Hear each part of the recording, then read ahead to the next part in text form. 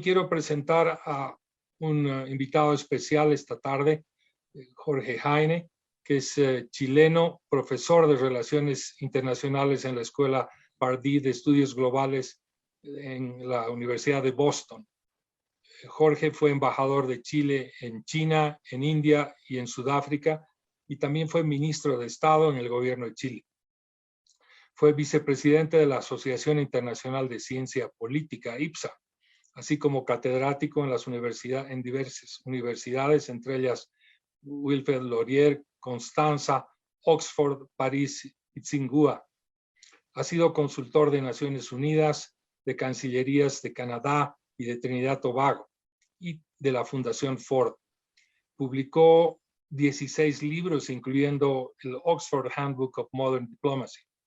Su libro más reciente es El no alineamiento activo y América Latina, una doctrina para el nuevo siglo, publicada en Santiago el año pasado y tendrá una próxima edición en inglés por Atem en Londres a fin de año.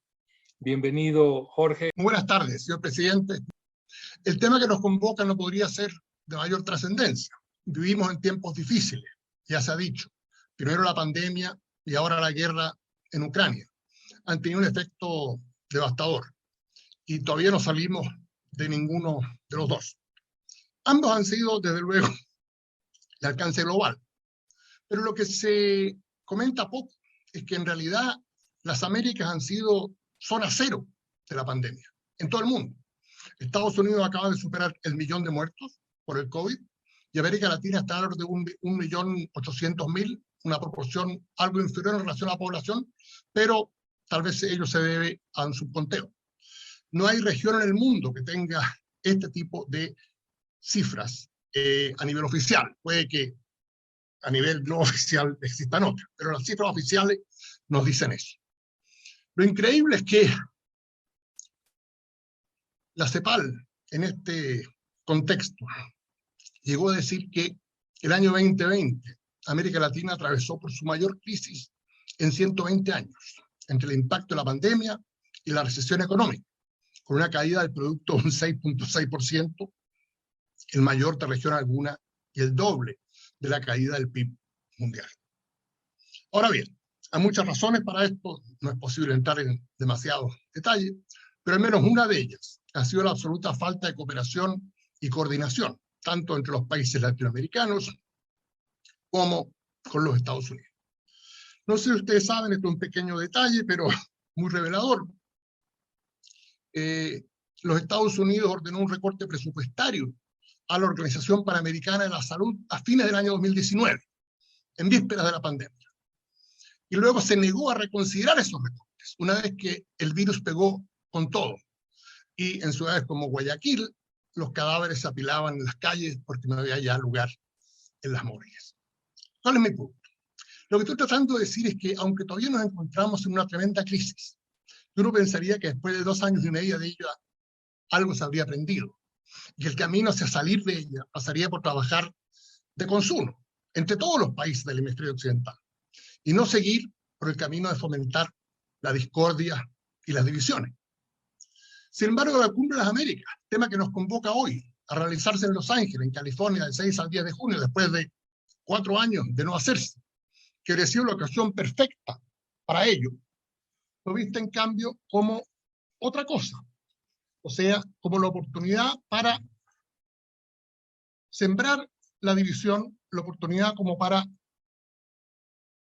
hacer algo distinto, a trabajar de manera conjunta. Ahora, yo quisiera decir lo siguiente, y esto es muy importante porque hay perspectivas encontradas respecto a esto. Hay gente que no cree en las instituciones panamericanas y que sostienen que nada bueno puede salir de ellas para nuestros países, para América Latina, para la América Morena. Yo no estoy entre esas personas. Yo creo que entidades como la Cumbre de las Américas, la OEA, el BID, desempeñan un papel importante y pueden contribuir de manera muy significativa al desarrollo y progreso de la región. Estados Unidos es la mayor potencia mundial. En América Latina hemos avanzado, pero hasta el día de hoy, 1 de cada 3 latinoamericanos sigue viviendo bajo la línea de pobreza. Compartimos un continente, compartimos el hemisferio occidental. ¿Cómo no vamos a poder trabajar de manera conjunta para remediar esta situación y así permitir y facilitar que nuestro país dé el gran salto hacia el desarrollo y dejar atrás la miseria? Las invitaciones a la cumbre aún no han salido, pero ha trascendido que ni Cuba, ni Nicaragua, ni Venezuela serían invitadas, a título de que no serían países democráticos. Ello ha sido muy mal recibido en la región, y ya los presidentes de México, Brasil, Honduras y Bolivia, así como los gobernantes de los países del CARICOM, han dicho o dado a entender que no irían a Los Ángeles en esas condiciones. Ello sería desde luego una debacle diplomática de proporciones para la Casa Blanca y el Departamento de Estado. Una cumbre en las Américas sin México ni Brasil, la verdad es que vale hongo. Y uno se pregunta, en este momento estamos a menos de 3 semanas de que esto empiece.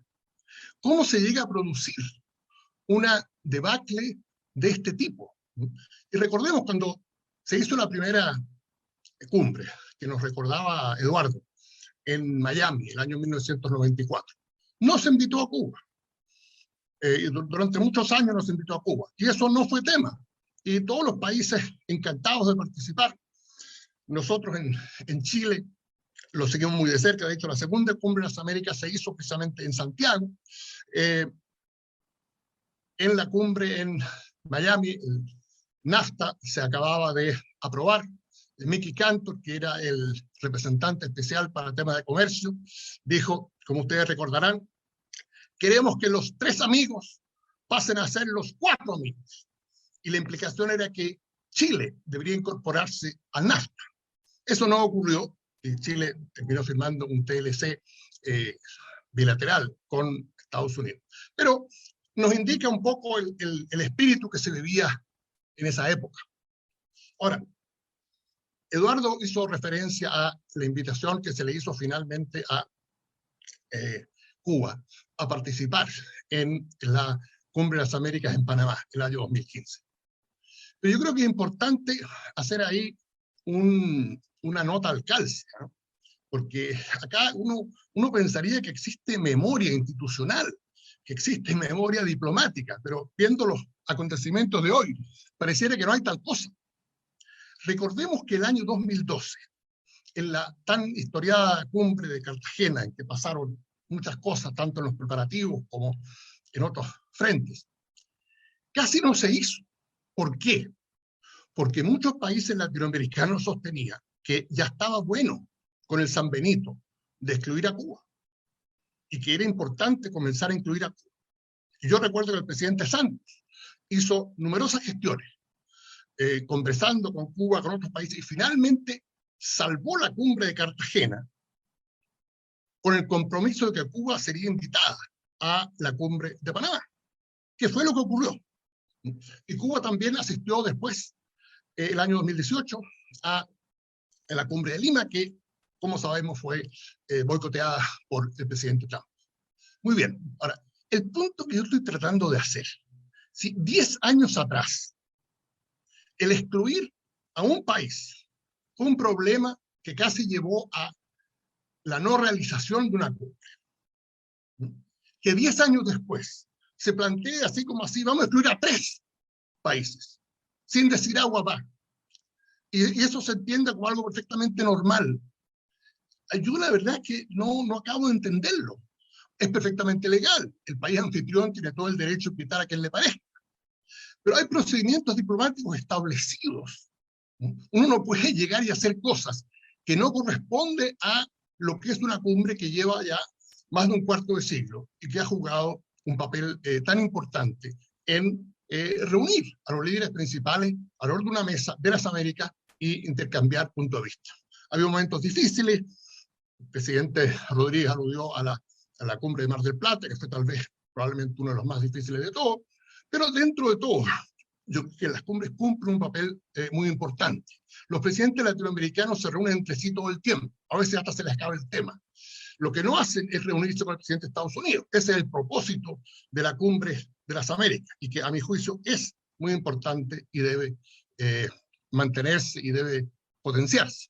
Ahora, el punto acá que yo encuentro muy interesante es que muchos dicen que la situación en estos tres países, ya identificados en el gobierno del presidente Trump como la troika de la tiranía, esas expresiones tan características de un determinado periodo, que la situación en estos países es impresentable y que esto está muy bien hecho, que no puede haber mayor prioridad que la defensa de la democracia y los derechos humanos.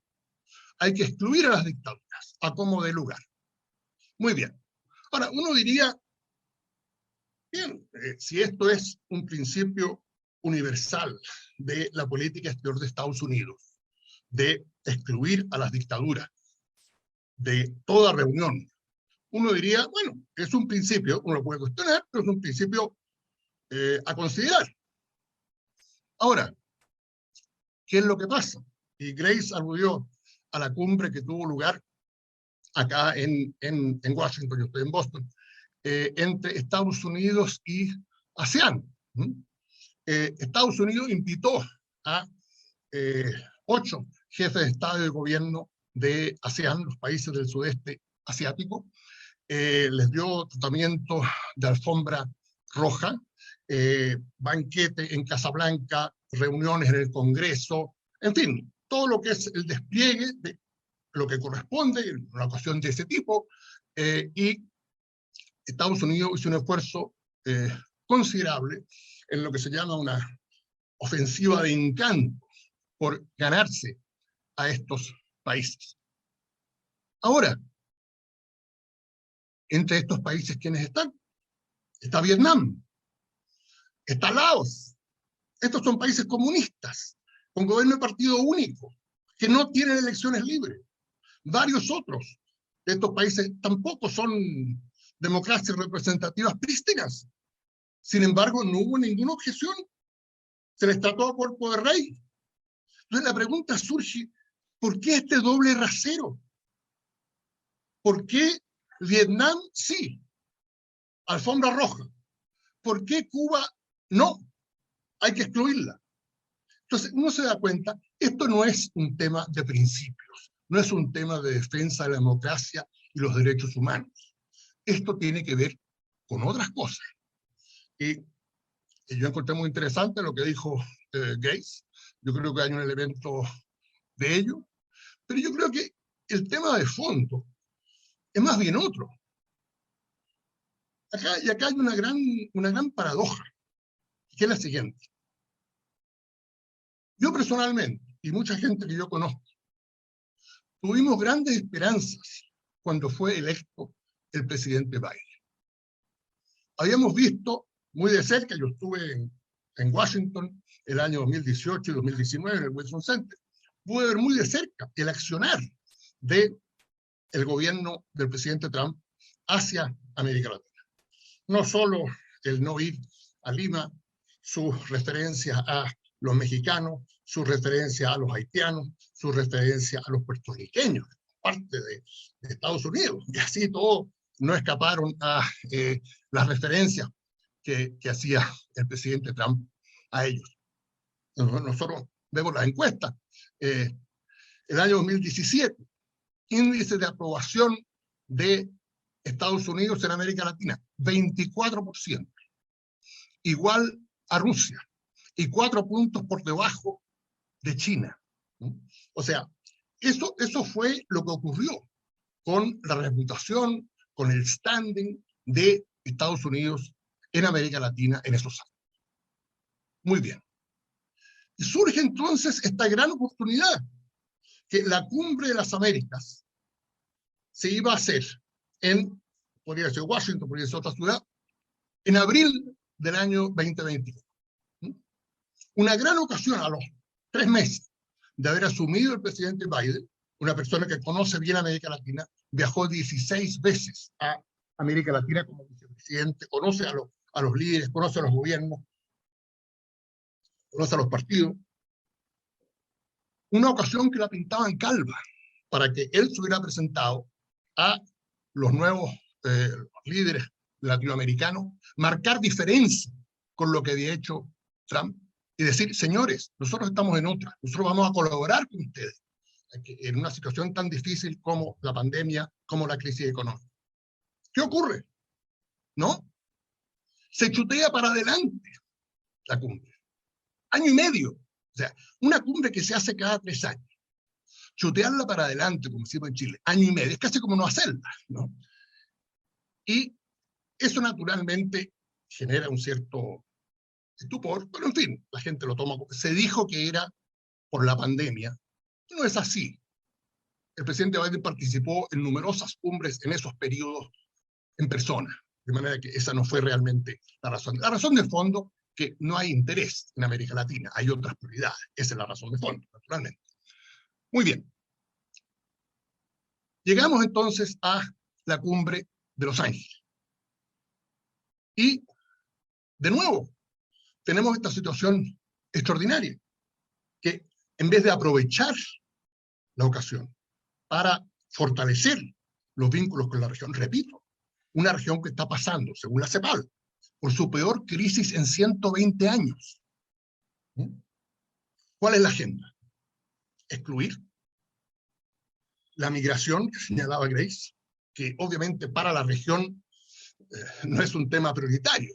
La región lo que necesita es enfrentar la pandemia, necesita reactivar la economía, necesita bregar con el cambio climático, pero nada de eso pareciera que cuenta. De lo que se trata en Los Ángeles. Y de ahí viene esta reacción. Los temas son básicamente los temas que le preocupan a Estados Unidos, y por lo tanto, lo demás no tiene mayor trascendencia. No es de sorprender, por lo tanto, que el presidente López Obrador, démonos cuenta de lo que esto significa. Yo creo que esto no siempre se valora. Yo acabo de dar un curso sobre relaciones Estados Unidos-América Latina acá en la Universidad de Boston. Un 80% de las exportaciones de México van a Estados Unidos. Si hay país que depende de Estados Unidos, brutalmente, es México. Y sin embargo, el presidente de México dice, ¿saben? Yo no voy a ir a Los Ángeles. Yo en estas condiciones, que se excluya 3 países, yo no voy a ir. O sea, es algo muy fuerte.